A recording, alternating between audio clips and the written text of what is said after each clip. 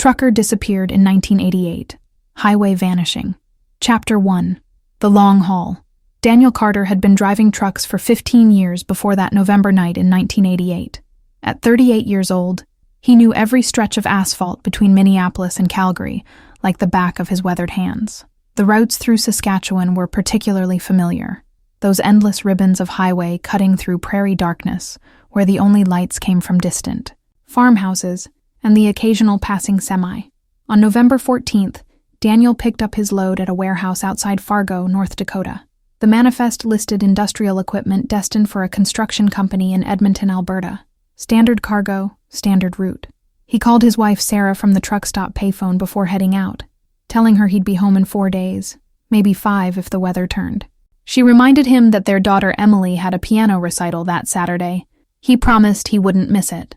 The first leg took him north through North Dakota and into Saskatchewan just after midnight on November 15th. The border crossing at Portal was routine. The Canadian customs officer barely glanced at his paperwork before waving him through. Daniel had crossed that border hundreds of times, always with the same efficiency. His logbook showed he stopped for fuel at Weyburn around 2:30 in the morning, paying cash and buying coffee that tasted like burnt motor oil. Other truckers who saw him that night remembered nothing unusual. A driver named Rick Paulson pulled into the same fuel station 20 minutes after Daniel left. The attendant, a young guy named Trevor Walsh, mentioned that a blue Freightliner had just headed north. Rick didn't think anything of it at the time. The roads were full of blue Freightliners. Daniel's company, Northern Plains Transport, expected regular check-ins from their long-haul drivers. The protocol was simple. Call the dispatch office every 6 hours or at major waypoints, whichever came first. Daniel made his scheduled call at 6:15 that morning from a payphone at a truck stop near Regina. The dispatcher, Marcus Webb, had worked with Daniel for 7 years. He told police later that the conversation lasted less than 2 minutes.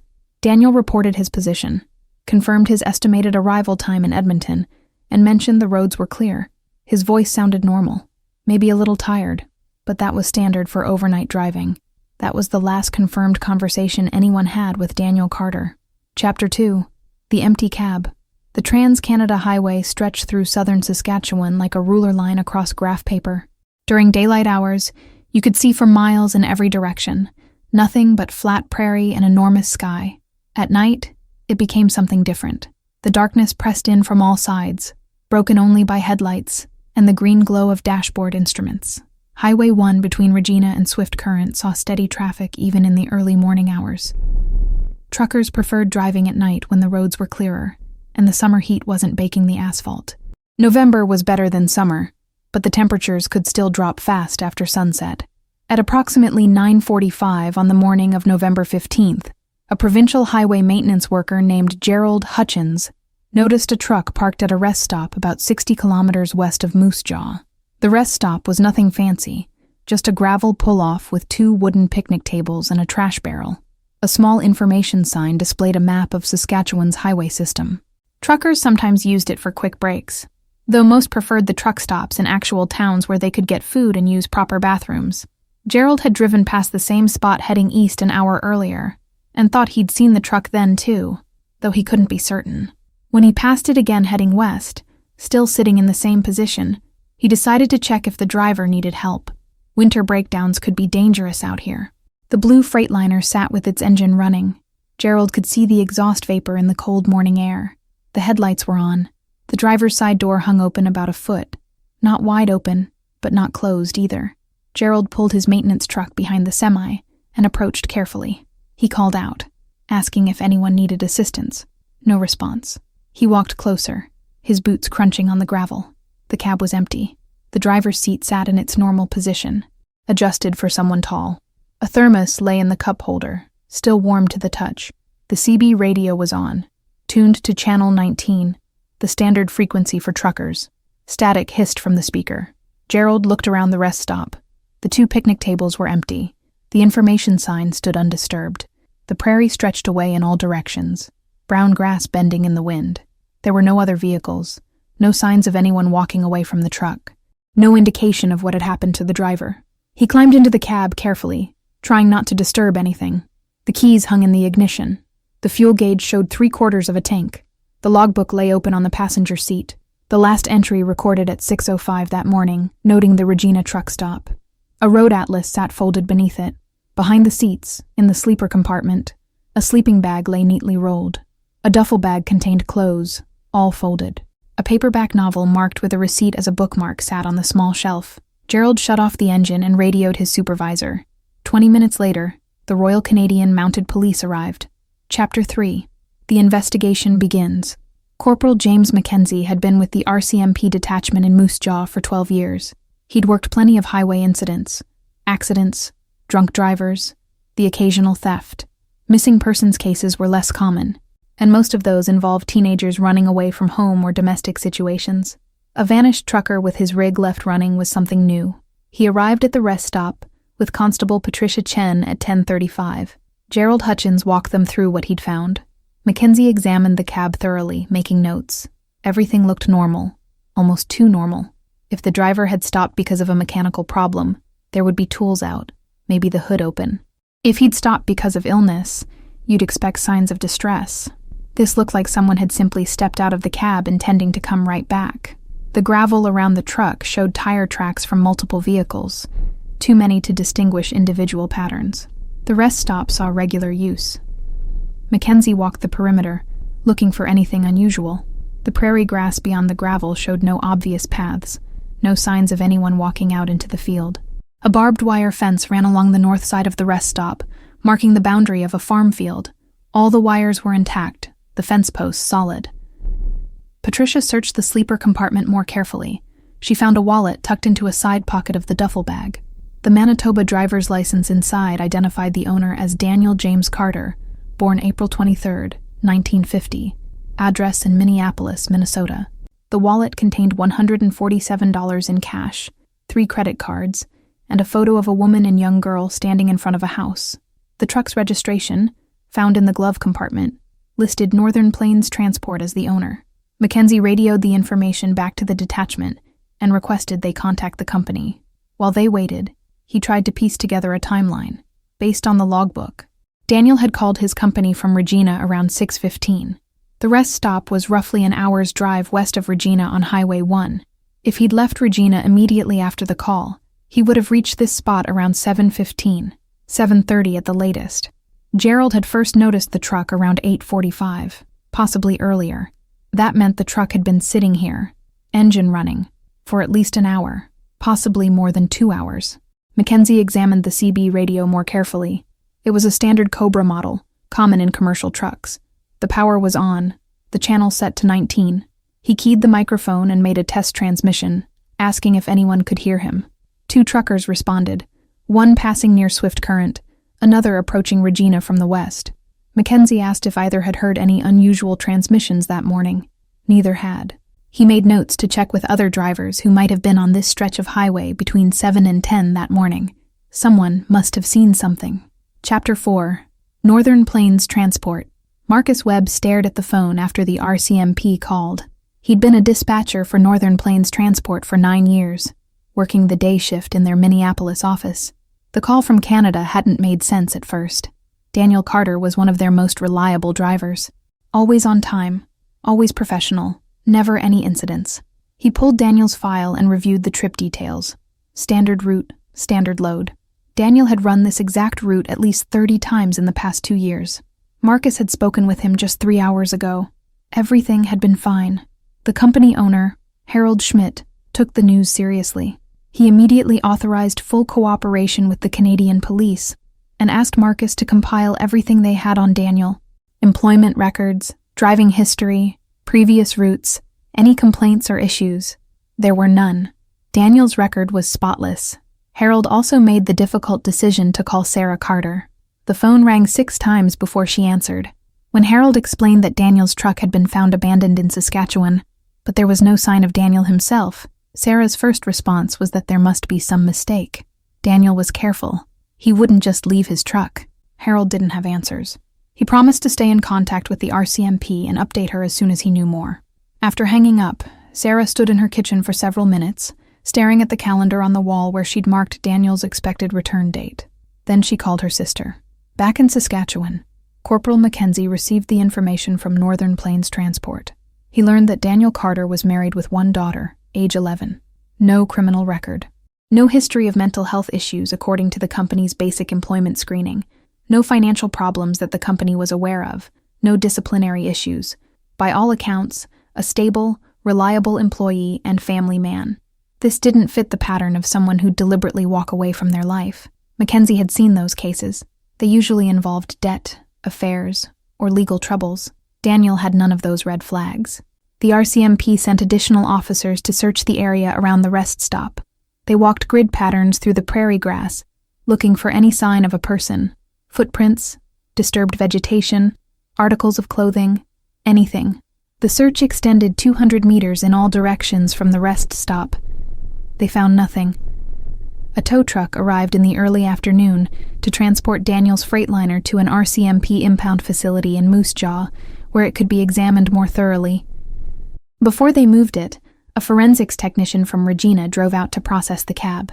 He dusted for fingerprints, finding dozens, most likely belonging to Daniel himself. He collected the thermos, the logbook, the atlas, and several other items as potential evidence. He found no signs of blood, no signs of struggle, no obvious evidence of foul play. The trailer remained locked and secured. The seals matched the paperwork from the Fargo warehouse. Whatever had happened to Daniel Carter, it apparently had nothing to do with his cargo. Chapter 5. The CB Transmission. While Mackenzie coordinated the physical search, Constable Chen worked the communication angle. She knew that truckers talked to each other constantly over CB radio, sharing information about road conditions, speed traps, and good places to stop. If something unusual had happened that morning, someone might have heard something. She contacted truck stops along Highway 1, asking managers to put up notices requesting that any drivers who'd been in the area that morning contact the RCMP. She also reached out to trucking companies with regular routes through Saskatchewan, asking them to query their drivers. The breakthrough came late that afternoon. A trucker named Don Reichert called the RCMP detachment from a payphone in Medicine Hat, Alberta. He'd been driving westbound on Highway 1 that morning and heard something strange on his CB around 7:45.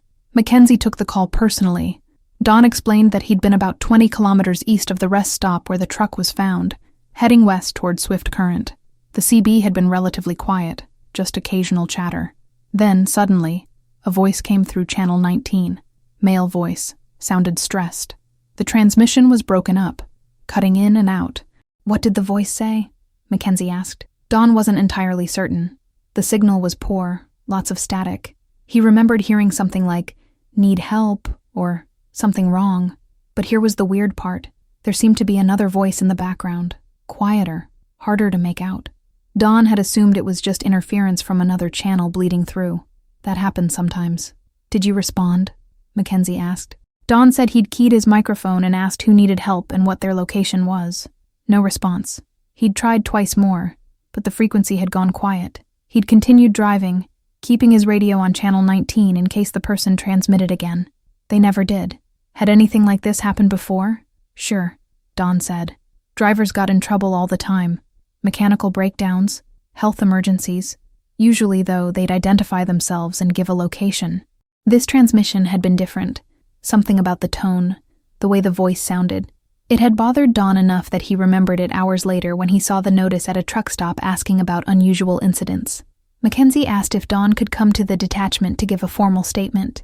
Don said he was on a tight delivery schedule, but could stop in Moose Jaw on his return trip in 2 days. Mackenzie accepted that and took down Don's contact information. After the call, Mackenzie sat at his desk thinking. A distress call on CB radio around 7:45, roughly in the location where the truck was found, fitting the timeline.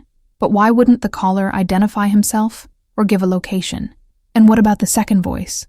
Over the next 2 days, 2 more truckers contacted the RCMP with similar reports. Both had been on Highway 1 that morning, both traveling westbound. Neither could provide much detail about the transmission itself, but both confirmed hearing something that sounded like a call for help on Channel 19, sometime between 7:30 and 8 o'clock. One of them, a driver named Kelly Stokes, specifically remembered thinking the voice sounded wrong somehow. Not panicked exactly, more confused or disoriented. The second voice in the background was harder to pin down. Only Don Reichert mentioned it clearly, though Kelly said there might have been some kind of audio distortion that could have been another voice. The The third trucker hadn't noticed anything except the primary transmission. None of the three had seen Daniel's blue Freightliner at the rest stop when they passed. The timing suggested they'd all driven by before Gerald Hutchins discovered the abandoned truck. Chapter 6. Sarah Carter. Sarah Carter arrived in Moose Jaw on November 17th, 2 days after Daniel's disappearance. Her sister Linda drove her up from Minneapolis, a 12-hour trip through North Dakota and into Saskatchewan. Emily stayed with Sarah's mother. Sarah had tried to explain to her daughter that Daddy was missing, that the police were looking for him, but Emily had just cried and asked when he was coming home. Corporal Mackenzie met with Sarah at the RCMP detachment. He walked her through everything they knew, which wasn't much. Truck found running at rest stop. No signs of struggle. Possible distress call on CB radio. No trace of Daniel, despite extensive searches of the surrounding area. Sarah had brought recent photos of Daniel and a list of people he knew in the trucking industry. She also brought his personal address book from home, though Daniel rarely wrote things down anymore. Most of his contacts were through the company or people he'd met on the road. Mackenzie asked the difficult questions. Had Daniel seemed troubled recently? Any unusual behavior? Problems in the marriage? Drug or alcohol use? Gambling debts? Anything that might explain why he'd leave? Sarah's answers were consistent. Daniel had been normal, maybe a little tired from the long hours on the road, but he'd been doing this for 15 years. He knew how to manage it. Their marriage was solid. No affairs that she knew of, and she would have known. Daniel wasn't good at keeping secrets. He didn't gamble beyond an occasional lottery ticket. He drank beer sometimes, never to excess. No drugs. Their finances were stable, nothing fancy, but they paid their bills on time. She asked the question Mackenzie had been expecting. Do you think he's still alive? Mackenzie chose his words carefully. They had no evidence of foul play, but they also had no evidence Daniel had left the area of his own will. The searches hadn't found a body, which was a positive sign. But the prairie was vast, and winter was coming. If Daniel was out there injured or disoriented, the chances decreased with each passing day. Sarah wanted to see where the truck had been found. Mackenzie drove her out to the rest stop that afternoon. Linda came with them. The November wind cut across the prairie, cold and relentless.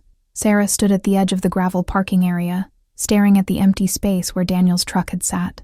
She tried to imagine what had happened. Had someone forced him out of the cab? Had he seen something that made him investigate? Had he felt sick and wandered off confused? None of it made sense. Daniel was smart, experienced. Even if something had happened, some kind of emergency, he would have called for help on the radio. He would have left a note. He wouldn't just vanish. But he had. Chapter 7. The search expands. The RCMP expanded their investigation beyond the immediate area of the rest stop. They contacted police departments in surrounding towns, asking if anyone matching Daniel's description had been seen. They checked hospitals throughout southern Saskatchewan and into Alberta and Montana. They put out alerts at border crossings.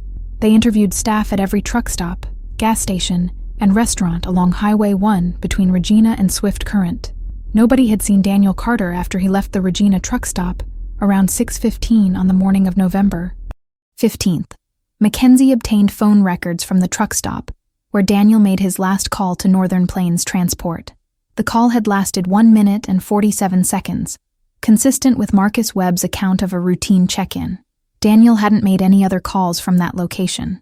The forensic examination of Daniel's truck revealed nothing helpful.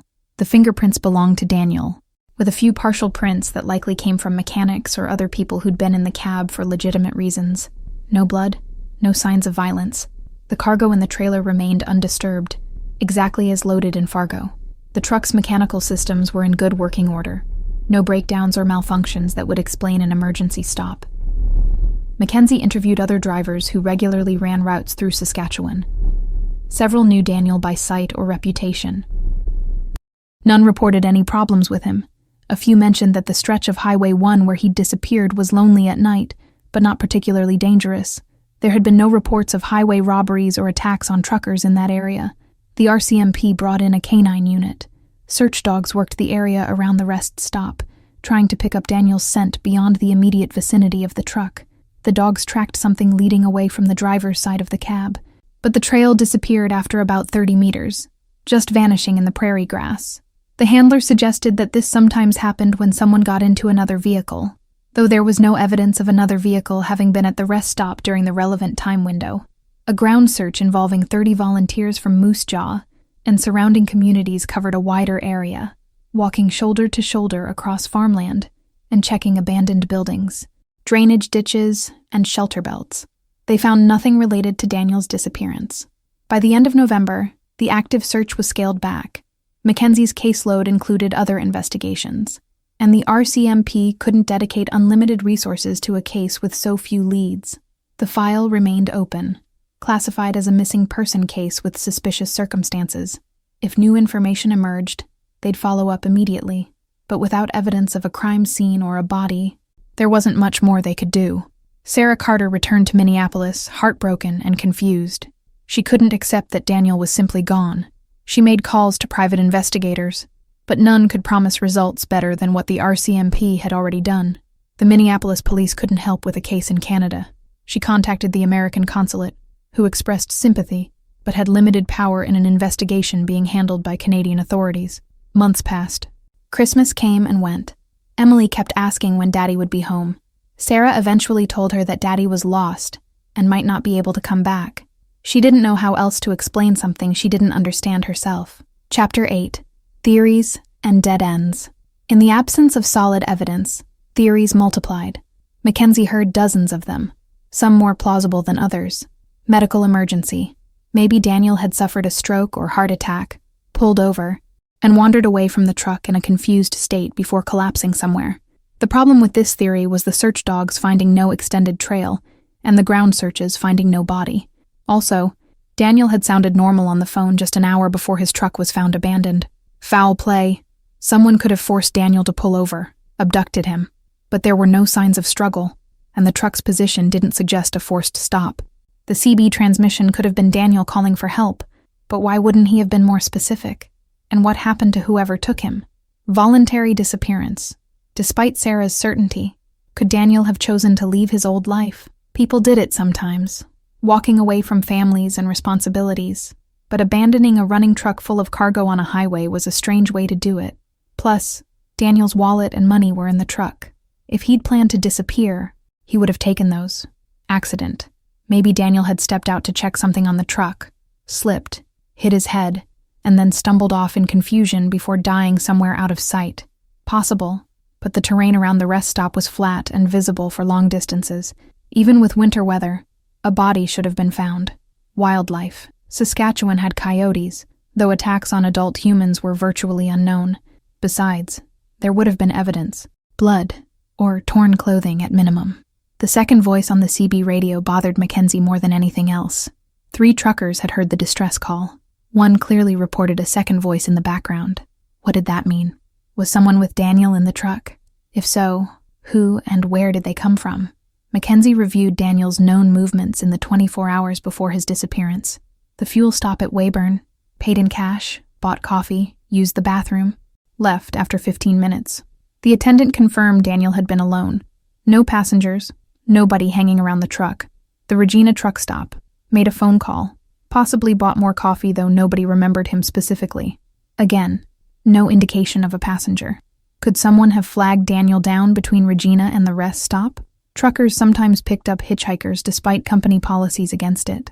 If Daniel had stopped to help someone, and that person turned out to be dangerous, it might explain the situation. But why would Daniel transmit a confused distress call instead of clearly stating he was in danger?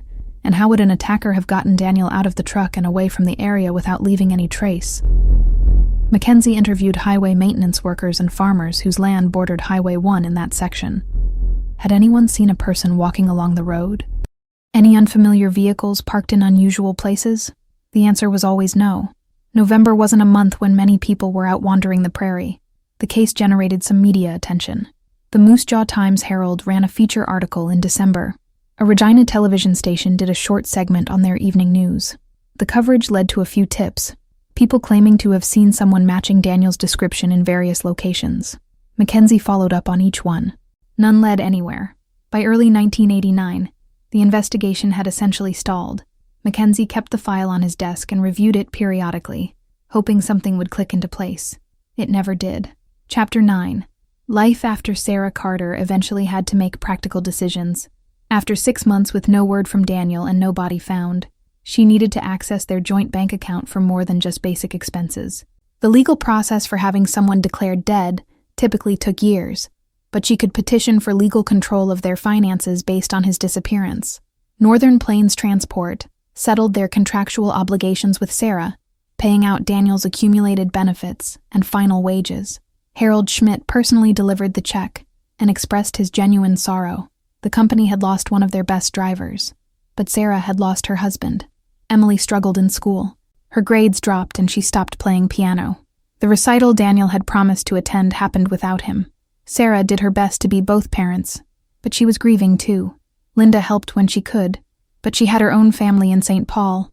In Saskatchewan, Corporal Mackenzie moved on to other cases, but never forgot Daniel Carter, the abandoned truck, the mysterious CB transmission, the complete absence of evidence pointing to any conclusion. It became the case he thought about late at night, the one that bothered him most in his entire career. Other truckers who ran routes through Saskatchewan heard about the disappearance. Some started avoiding that particular rest stop, not for any rational reason, but because the story had taken on an uncomfortable quality. A man had simply ceased to exist there. His truck continued running while he vanished. That was the kind of thing that stuck in people's minds when they were driving alone through darkness at 3 a.m. Don Reichert, the trucker who'd heard the CB transmission most clearly, occasionally thought about that morning. He'd been maybe 10 minutes away from the rest stop when he heard the call. If he'd been a little farther west, closer, would he have seen something? Could he have helped? He knew logically that he probably couldn't have changed anything, but the questions lingered. Kelly Stokes, another driver who'd heard the transmission, described it years later to a reporter writing a feature on unsolved Canadian mysteries. She said the voice had sounded disconnected, like someone not fully present in the moment. She'd heard plenty of distress calls over the years, people with blown tires or engine troubles or medical emergencies. This had been different, though she couldn't quite articulate how. The RCMP file on Daniel James Carter remained open, technically an active investigation, though no active investigating was being done. Tips still came in occasionally, usually sparked by some renewed media coverage or someone's random memory. Mackenzie, and later other investigators who inherited the file, checked each tip. None provided the breakthrough they needed. Daniel's blue Freightliner was eventually released from the impound lot. Northern Plains Transport took possession of it, had it thoroughly serviced, and put it back into rotation. Different drivers operated it on different routes. None reported anything unusual about the truck itself. It was just a truck, and trucks were tools for work, not repositories of mystery. But among a certain subset of long-haul truckers, particularly those who'd been driving in the late 80s, the story of Daniel Carter became a cautionary tale. A ghost story told at truck stops over coffee. The details evolved and distorted over time, as stories do. Some versions had Daniel sending a much longer, more disturbing message over the CB. Others claimed multiple truckers had disappeared from that same rest stop over the years, which wasn't true. A few people insisted it had something to do with the isolated nature of the prairies, places where the vast emptiness could swallow a person whole. Chapter 10. Years pass. By 1995, 7 years after Daniel's disappearance, Sarah had legally declared him dead. It was necessary for insurance purposes and to finalize their estate. She'd met someone new, a patient man named Robert, who worked as a teacher. They married quietly. Emily was in high school by then, a reserved teenager who kept a photo of her father in her bedroom, but rarely talked about him. Sarah still thought about Daniel daily, but the acute grief had softened into a permanent, sad confusion. She'd never gotten closure, never learned what happened. That absence of knowledge was its own kind of torment. Sometimes late at night, she imagined scenarios. Daniel with amnesia living somewhere under a different name. Daniel having been murdered and buried in an unmarked grave. Daniel having walked into the prairie and succumbed to the cold. None of the scenarios brought comfort.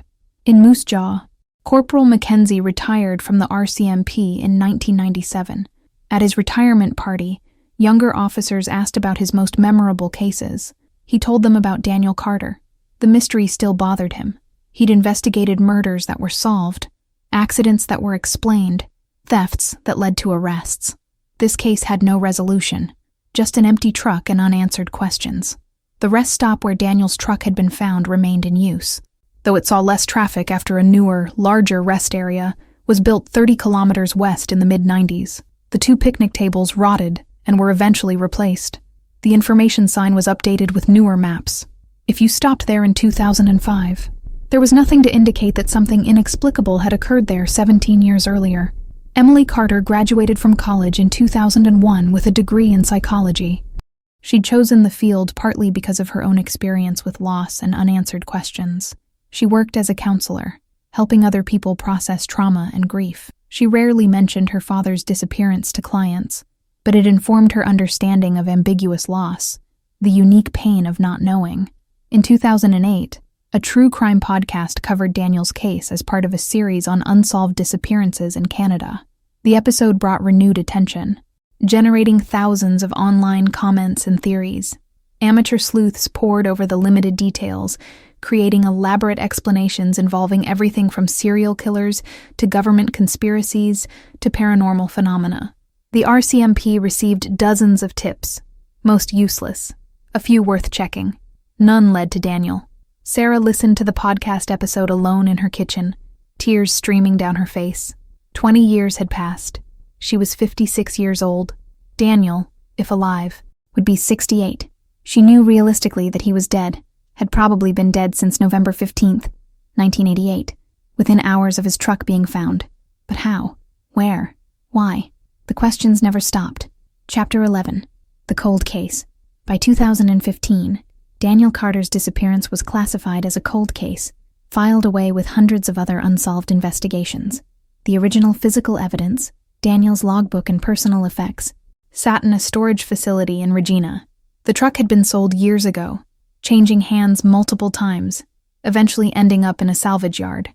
New investigators occasionally reviewed the file, hoping fresh eyes might spot something their predecessors had missed. The CB radio transmission remained the most intriguing element. Modern investigators understood that CB radio in the 80s was more limited than contemporary communication technology, subject to interference and atmospheric conditions that could distort signals. But multiple witnesses had heard the transmission, and their accounts were consistent enough to suggest something real had happened. One theory that gained traction in later years involved transient criminals, drifters who moved through rural areas, committing opportunistic crimes. Perhaps someone had been hiding at the rest stop, waiting for a victim. When Daniel pulled in, alone and vulnerable, they'd seized the opportunity. The lack of physical evidence could be explained if the perpetrator had acted quickly, forcing Daniel into another vehicle at gunpoint before anyone else arrived. But this theory had problems. Where was the other vehicle? Gerald Hutchins had first seen Daniel's truck around 8:45 and found it abandoned at 9:45, roughly a 1-hour window. Even if someone had taken Daniel away, searches of the area hadn't found evidence of another vehicle having been there. The gravel parking area showed normal traffic patterns, but nothing specifically unusual. Another theory suggested Daniel had been the victim of a planned abduction, someone targeting him specifically. But investigators found no evidence of enemies or threats against him. His personal life was stable, his professional life unremarkable. Who would target a random trucker hauling industrial equipment? The medical emergency theory remained possible but unsatisfying. If Daniel had suffered a sudden health crisis and wandered from the truck in confusion, his body should have been found during the extensive searches. Saskatchewan winters were harsh, but this had happened in November, before the worst cold set in. A body in the open prairie would have been visible. Some investigators wondered about the timeline. What if Daniel had stopped at the rest stop earlier than assumed? The logbook showed his Regina phone call at 6:15, and the rest stop was about an hour west. But what if he'd driven past the rest stop, gone farther west, then doubled back for some reason? The truck's position suggested westbound travel, facing the correct direction. But maybe that wasn't accurate. Maybe he'd turned around. Except there was no reason for Daniel to turn around. His route was clear, his destination straightforward. The cargo was on schedule. Nothing in his last phone call to dispatch suggested any deviation from the plan. Chapter 12. The Ones Left Behind. Sarah Carter died in 2019 at age 66 from cancer. In her final weeks, she told Emily that she still wondered about those hours on November 15th, 1988. 31 years had passed. Sarah had built a good life with Robert, found happiness again, but part of her had never left that rest stop in Saskatchewan, would never stop searching for answers. Emily inherited her mother's papers, including a box of materials related to her father's disappearance, police reports, newspaper clippings, letters exchanged with the RCMP, photos of Daniel smiling in front of his truck. Emily kept the box but rarely opened it. The contents represented a tragedy that had shaped her entire life, but which she'd never fully understood. Emily had tried over the years to research the case herself, reading everything available, reaching out to retired investigators, posting in online forums dedicated to unsolved mysteries. She'd driven to Saskatchewan once in 2012, visiting the rest stop where her father had vanished. It had been a sunny afternoon in July, the prairie stretching endlessly under bright sky. She'd stood where his truck had been found and tried to feel some connection, some insight. She'd felt only emptiness and the wind. Now, 42 years old, Emily sometimes imagined what her life would have been like if her father had completed that delivery, driven home safely, attended her piano recital. The divergence point was so small, so specific. Whatever had happened at that rest stop had occurred in minutes, maybe seconds. A different decision, a different moment, and her father would have kept driving. He'd have delivered his cargo, called home from Calgary, and returned to Minneapolis for Thanksgiving. He'd have watched Emily grow up, attended her high school graduation, walked her down the aisle at her wedding. But none of that had happened. Instead, there was only absence and questions. Chapter 13, November 15th, 1988. Sometimes Emily tried to reconstruct that morning from Daniel's perspective, using the sparse facts available. He would have left the Regina truck stop around 6:20, maybe 6:25, after his phone call to Marcus Webb. The morning would have been dark, November sunrise still an hour away. The Trans-Canada Highway stretched ahead, familiar and routine. Daniel had driven this route dozens of times. He knew every town, every landmark. West of Regina, the highway ran straight through flat farmland, small communities spaced every 30 or 40 kilometers. Pence, Belle Plaine, Moose Jaw in the distance. The traffic would have been light at that hour. A few other trucks, occasional cars. Maybe he'd turned on the CB radio, listening to the chatter between drivers. Maybe he'd drunk coffee from his thermos, trying to stay alert. He'd been driving since midnight, not unusual for long-haul work, but still tiring. The heater would have been running, fighting the November cold outside. Somewhere around 7:15, 7:30, he would have approached the rest stop. Why did he pull in? The fuel gauge showed 3/4 of a tank, no need to stop for gas. His next scheduled check-in wasn't until noon. Maybe he needed to use the bathroom. Maybe he wanted to stretch his legs. Maybe something about the truck had felt off, a noise or vibration that made him want to investigate. Or maybe someone flagged him down. A person at the rest stop, appearing to need help. Daniel was the kind of man who would stop, who would offer assistance. Sarah had described him that way. Helpful, kind, unable to pass someone in trouble. What happened next?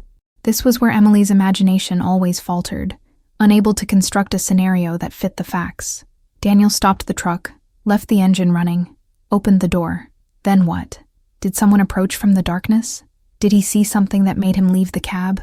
Did he walk away from the truck toward the prairie, toward the information sign, toward anywhere? The CB transmission suggested distress or confusion. Other drivers had heard him say something about needing help. But Daniel knew how to use a CB radio. If he was in danger, he would have been specific, giving his location and the nature of the problem. Unless he couldn't, unless whatever was happening prevented clear communication. The second voice bothered Emily as much as it had bothered Corporal Mackenzie. Who was speaking in the background? What were they saying?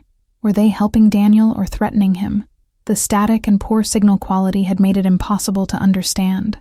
Emily had read accounts of people experiencing sudden mental breaks, becoming disoriented and behaving irrationally. Could that have happened to Daniel? Could he have suffered some kind of episode that caused him to abandon his truck and wander into the prairie? Medical records from years earlier showed Daniel in good health, no history of psychological problems. But unexplained medical events did occur. She'd also read about crimes that left no evidence, perpetrators who were careful or lucky enough to avoid leaving traces.